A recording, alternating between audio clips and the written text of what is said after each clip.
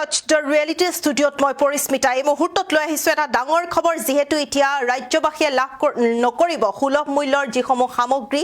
ডাইল চেনি নিমখ এই সামগ্ৰীসমূহ লাভ নকৰিব আৰু এই সামগ্ৰীসমূহ লাভ নকৰাক লৈ এতিয়া ক্ষোভিত হৈছে বিধায়ক অখিল গগৈ কেবাটাও মন্তব্য কৰিছে সংবাদ মাধ্যমৰ আগত যে ৰাজনীতি কৰা মানুহ দুই নম্বৰী সেই কথা বুজি পাব লাগে অসমৰ ৰাইজে সেই কথা বুজি পাব লাগে মুখ্যমন্ত্ৰীয়ে নিৰ্বাচনৰ পূৰ্বে যি প্ৰতিশ্ৰুতি দিছিলে যে মিঠাতেলু দিব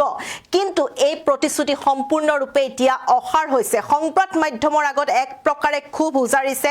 বিধায়ক অখিল গগৈ কেবাটাও বিশেষ মন্তব্য কৰিছে যে সুলভ মূল্যৰ যিসমূহ সামগ্ৰী আছিলে সেই সামগ্ৰীসমূহ দিবলৈ দাবী উত্থাপন কৰিছে আমি এই মুহূৰ্তত সবিশেষ জনাই যোৱাৰ চেষ্টা কৰিছো এই মুহূৰ্তৰ এটা ডাঙৰ খবৰ প্ৰতিগৰাকী দৰ্শকৰ বাবে নিৰ্বাচনৰ পূৰ্বে নিমখ মিঠাতেল দিয়াৰ প্ৰতিশ্ৰুতি দিছিল বিজেপি এই মুহূৰ্তত জনাই যোৱাৰ চেষ্টা কৰিছো প্ৰতিগৰাকী দৰ্শকক কিন্তু নিৰ্বাচনৰ পিছতে অসাৰ হৈ পৰিল প্ৰতিশ্ৰুতি এক প্ৰকাৰে অসাৰ হৈ পৰিল যেনে তেনে প্ৰতিশ্ৰুতি পালন কৰক হিমন্ত বিশ্ব শৰ্মাই এই মন্তব্য কৰিছে সুলভ মূল্যত সামগ্ৰী যোগানৰ দাবী এতিয়া অখিল গগৈ এই মুহূৰ্তৰ আটাইতকৈ ডাঙৰ খবৰ হিতাধিকাৰীৰ 100 টকীয়া ডাইল চেনি আটা বন্ধক লৈ খুব উজাৰিছে এই মুহূৰ্তত প্ৰতিগৰাকী দৰ্শকক জনাই যোৱাৰ চেষ্টা কৰিছো আৰু দাবী পূৰণ নহলে বিধানসভাত তীব্ৰ প্ৰতিবাদৰ হুংকাৰ এই মুহূৰ্তৰ আটাইতকৈ ডাঙৰ খবৰ যে এনেদৰে চৰকাৰৰ বিৰুদ্ধে এতিয়া সৰব হৈ পৰিল ৰাইজৰ দলৰ বিধায়ক অখিল গগৈ এই মুহূৰ্তত আমি প্ৰতিগৰাকী দৰ্শকক জনাই যোৱাৰ চেষ্টা কৰিছো শিৱসাগৰৰ বিধায়ক অখিল গগৈ কেবাটাও বিস্ফোৰক মন্তব্য কৰিছে যেহেতু এতিয়া অসমৰ জনতাই সুলভ মূল্যৰ যিসমূহ সামগ্ৰী আছিলে আমি যদি চাওঁ ডাইল নিমখ চেনি এই সামগ্ৰীসমূহ এতিয়াৰে পৰা লাভ নকৰিব এই ক্ষেত্ৰত ক্ষোভিত হৈছে বিধায়ক অখিল গগৈ কেবাটাও মন্তব্য কৰিছে যে ৰাজনীতি কৰা মানুহ যে দুই নম্বৰী সেই কথা অসমৰ ৰাইজে বুজি পাব লাগে কেৱল ইমানেই নহয় নিৰ্বাচনৰ পূৰ্বে নিমখ মিঠাতেল দিয়াৰ প্ৰতিশ্ৰুতি দিছিল বিজেপিয়ে কিন্তু নিৰ্বাচনৰ পিছত এই সকলোবোৰ অসাৰ হৈ পৰিল এই সকলোবোৰ প্ৰতিশ্ৰুতি অসাৰ হৈ পৰিল সুলভ মূল্যৰ সামগ্ৰী এতিয়া যোগানৰ দাবী জনাইছে অখিল গগৈ হিতাধিকাৰীৰ 100 টকীয়া ডাইল চেনি যি বন্ধ কৰা হৈছে সেই বন্ধক লৈ ক্ষোভিত হৈছে দাবী পূৰণ নহলে বিধানসভাত তীব্ৰ প্ৰতিবাদৰ হুংকাৰ প্ৰদান কৰিছে এনেদৰে চৰকাৰৰ বিৰুদ্ধে এতিয়া সৰব হৈ উঠিছে ৰাইজৰ দলৰ বিধায়ক অখিল গগৈ আমি এই মুহূৰ্তত প্ৰতিগৰাকী দৰ্শকক সবিশেষ জনাই যোৱাৰ চেষ্টা কৰিছো আটাইতকৈ ডাঙৰ খবৰ আটাইতকৈ গুৰুত্বপূৰ্ণ খবৰ যে দাবী পূৰণ নহলে প্ৰতিবাদৰ হুংকাৰ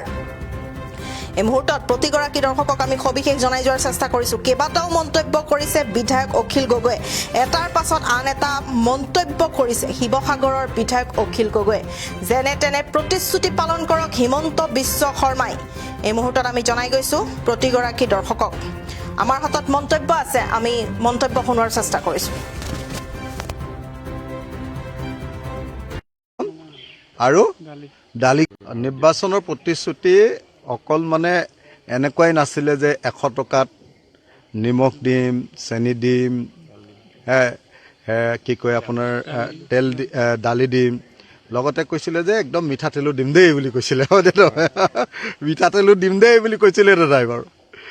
এতিয়া মিঠাতেলটো বাদ দিয়ক চেনিকণ নিমখকণ আৰু দালিকণো এতিয়া বন্ধ হৈ গ'ল তাৰমানে সেইকাৰণে বুজি পাব লাগিব ৰাজনীতি কৰা মানুহবিলাকৰ এই দুই নম্বৰী কথাবিলাক পুৰে বুজি পাব লাগিব মানুহে অসমৰ মানুহে অসমৰ মহিলাসকলে বিশেষকৈ সেই সময়ত অকল মামা চিঞৰি মামাই সোধে আপোনালোকক আৰু কি লাগিব এই মিঠাতেল লাগিব মামা এতিয়া মিঠাতেল ক'ত দালিয়ে বন্ধ হ'ল মিঠাতেল ক'ত নিমখে বন্ধ হ'ল মিঠাতেল ক'ত চেনিয়ে বন্ধ হ'ল তো গতিকে মই এই মুহূৰ্তত ৰাইজৰ দলৰ সভাপতি আৰু শিৱসাগৰ সমষ্টিৰ বিধায়ক হিচাপে দাবী উত্থাপন কৰিছোঁ যে আপুনি বিনামূলীয়াকৈ 3টা বস্তু দি আছিলে এই 3টা বস্তু দিব লাগিব এইটো আপোনাৰ নিৰ্বাচনী প্ৰতিশ্ৰুতি আছিলে নিৰ্বাচনৰ আগত দিয়া আপোনাৰ টুপ আছিলে গতিকে আপুনি দালি দিব লাগিব নিমখ দিব লাগিব চেনি দিব লাগিব আৰু লগতে আপুনি জিকিলে মিঠাতেল দিম বুলি কৈছিলে গতিকে মিঠাতেল বিনামূলীয়াকৈ 1 লিটাৰকৈ দিয়াৰ ব্যৱস্থা গ্ৰহণ কৰিব লাগিব মুখ্যমন্ত্ৰী ডাঙৰীয়া অতি সোনকালে আপুনি এই ব্যৱস্থা গ্ৰহণ কৰক আপুনি যেনে তেনে ক'লেও মহিলাসকলক দিয়া প্ৰতিশ্ৰুতি পালন কৰক আৰু যদি পালন নকৰে অচিৰে অহা জুলাই মাহত যি বিধানসভাৰ অধিৱেশন আছে তেতিয়া আপোনাক নেফানেফ কৰি পেলোৱা হ'ব। আপোনাক সমালোচনাৰে থকা সৰকা কৰি পেলোৱা হ'ব। আপোনাক জবাবদিহি কৰা হ'ব। আপোনাক কান্দিবলৈ বাধ্য কৰোৱা হ'ব। আপোনাক মনত পেলাই দিয়া হ'ব আপুনি অসমীয়া মহিলাক আৰু অসমৰ জনতাক কেনেকৈ বিট্ৰে কৰিছে, বিশ্বাসঘাতকতা কৰিছে, প্ৰত্যেকটো কথা মনত পেলাই দিয়া হ'ব।